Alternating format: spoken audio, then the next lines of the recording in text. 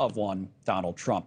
With us now on the panel to discuss is Mae Millman, who's a vice president of Restoring Integrity and Trust in Elections and a former legal advisor to Donald Trump and Republican strategist. And we also are joined today by Kurt Bardella, who's a former House GOP Oversight Committee advisor and these days a Democratic strategist. Mae, let me start with you on this and the Trump influence. That's what we were trying to get to the bottom of at the top of our show today.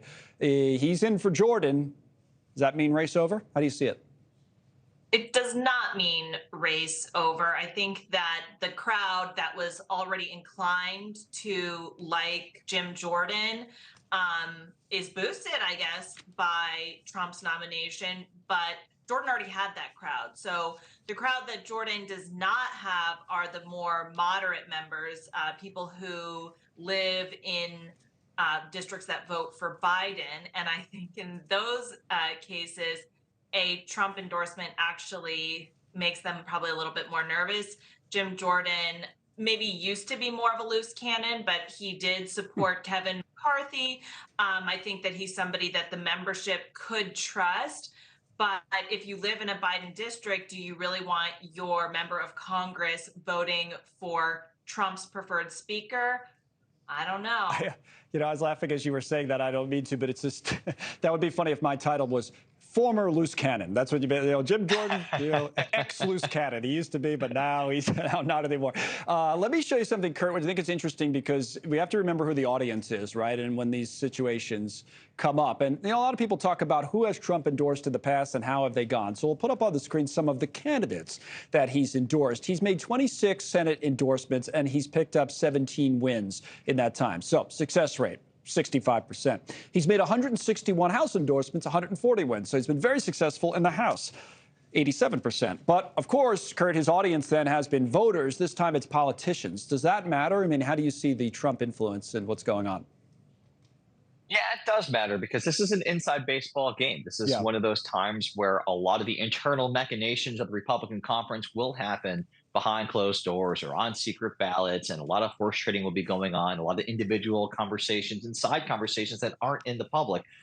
It would be very different if this was a public spectacle. And I think that the Jim Jordan strategy will be to try to nationalize this inside baseball speaker's race to make it a referendum in some ways, that a vote for Jordan is a vote for Trump and a vote against Jordan is a vote against Donald Trump.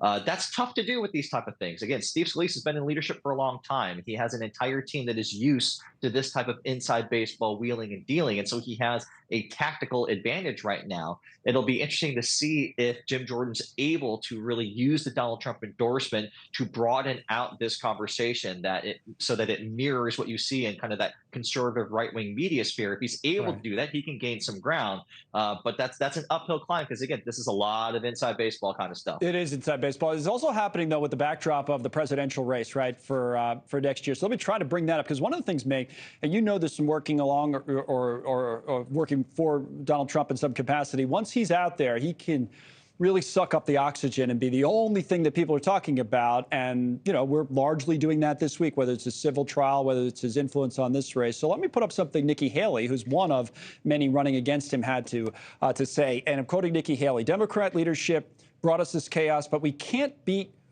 Democrat chaos with Republican chaos. We need a new direction, not more mess and distraction. The GOP should focus on cutting debt, beating inflation, fixing the border, defeating China. No more drama. We need a united front. Now, she obviously is referring to the drama that we've seen in Capitol Hill, but also maybe the drama that Mr. Trump brings to the situation on Capitol Hill. It's tough for people like Haley to get attention this week, Mae.